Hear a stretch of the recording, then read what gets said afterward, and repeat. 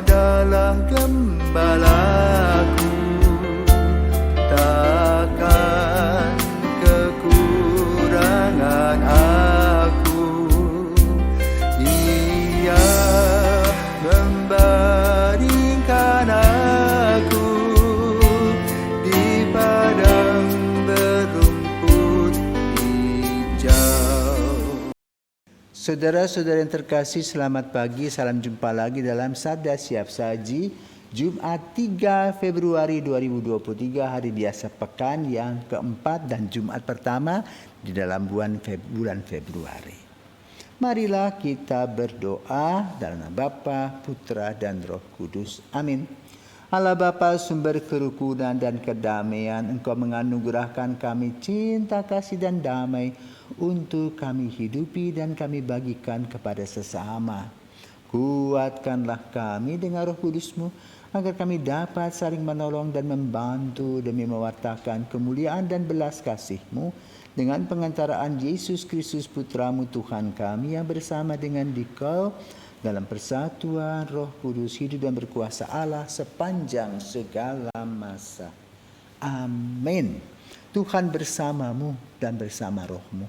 Inilah Injil Yesus Kristus menurut Markus.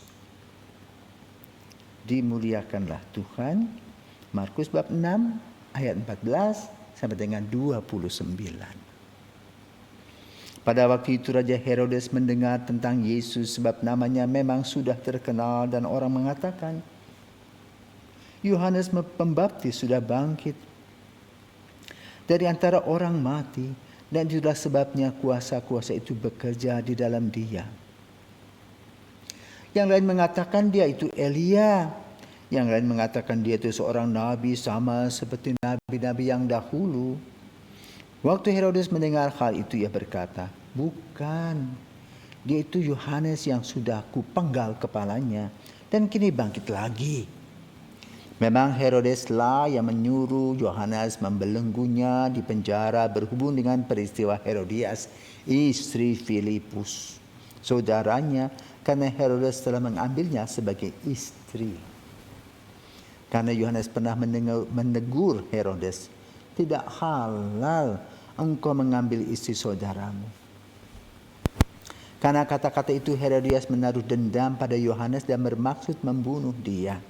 Tetapi tidak dapat, sebab Herodes segan akan Yohanes karena ia tahu bahwa Yohanes adalah orang yang benar dan suci. Jadi ia melindunginya.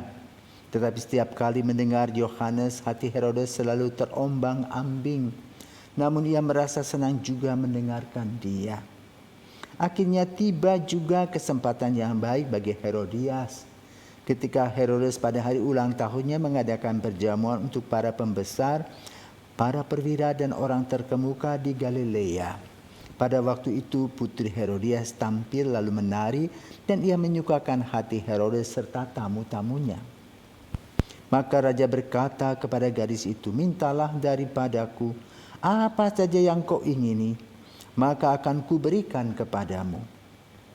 Lalu Herodes bersumpah kepadanya, apa saja yang kau minta akan kuberikan kepadamu, sekalipun itu setengah dari kerajaanku. Anak itu pergi dan menanyakan ibunya, apa yang harus ku minta? Jawab ibunya, kepala Yohanes Pembaptis. Maka cepat-cepat ia pergi kepada raja dan meminta, aku mau supaya sekarang juga engkau berikan kepadaku kepala Yohanes Pembaptis dalam sebuah talam. Maka sangat sedihlah hati raja. Tapi karena sumpahnya dan karena segan terhadap tamu-tamunya, ia tidak mau menolaknya. Raja segera menyuruh seorang pengawal dengan perintah supaya mengambil kepala Yohanes. Orang itu pergi dan memenggal kepala Yohanes di penjara. Dia membawa kepala itu dalam sebuah talam dan memberikannya kepada gadis itu, dan gadis itu memberikannya pula kepada ibunya. Ketika murid-murid Yohanes mendengar itu, mereka datang mengambil mayatnya lalu membaringkannya dalam kubur. Demikianlah sabda Tuhan. Terpujilah Kristus. Saudaraku terkasih, Cerita ini menyedihkan ya, sadis. Bisa orang ya menghilangkan nyawa orang lain hanya karena kuasa. Gila kuasa. Tidak mau dikritik, sombong. Nah, ini sejarah. Sejarah itu tetap diceritakan. Bayangkan, ini sudah tahun berapa? Kejadiannya tahun berapa? Tapi tiap tahun, tiap saat dibahas. Herodesnya sudah di mana? Sudah jadi debu. Herodias sudah jadi debu. Salome juga sudah jadi debu.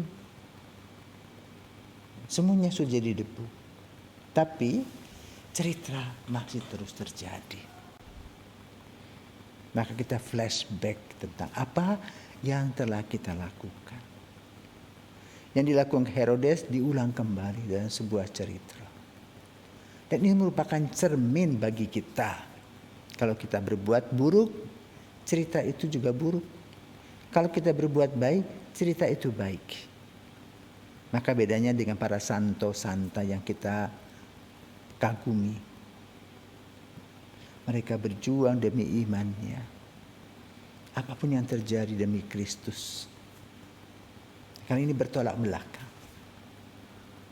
Mari kita bahas satu persatu. Pada awal cerita ini adalah kegundahan dari Herodes. Ketika Yesus tampil di dalam masyarakat. Viral Yesus itu. Sampai ke istana. Maka berbagai pendapat. Yang satu mengatakan itu Elia. Yohanes Baptis sudah bangkit. Sama seperti Herodes berpikir begitu. Tetapi ternyata yang hadir adalah orang yang lebih hebat dari Yohanes Pembaptis.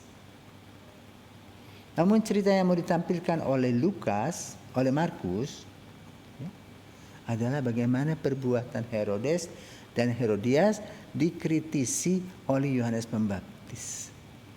Dan ini juga merupakan tugas kita kalau kita melihat persekongkolan, juga penyelewengan atau juga perselingkuhan.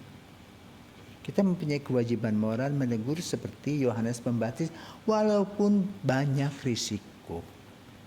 Bahkan Yohanes Pembaptis tahu risikonya bahwa dia akan dibunuh. Karena yang dikritisi adalah raja, tetapi dia akan dikenang sampai hari ini. Demi kebenaran kita harus berkata. Tapi ada dasarnya, bukan hanya fitnah. Melihat bukti-bukti yang nyata yang ada. Biasanya hal-hal begitu kita mengelak. Kenapa? Mereka lihat bukti perselingkuhan kan nggak mungkin ramai di tempat yang ramai, di tempat tersembunyi. Ya. Maka lalu kita belajar dari pengalaman ini. Agar kita juga hati-hati dengan diri kita masing-masing agar kita tidak tercebur dalam lumpur kegelapan. Karena apa? Kalau kita masuk dalam lumpur kegelapan, cerita hidup kita seperti Herodes dan Herodias. Tapi kalau kita melakukan hal yang baik, cerita itu akan menjadi cerita tentang Yohanes Pembaptis. Mana yang kita mau pilih? Silakan memilihnya. Semoga Tuhan memberkati kita dalam memilih yang baik dan benar. Dan percaya bahwa apa yang kita lakukan sebagai rasa takut akan Tuhan akan berbuah manis.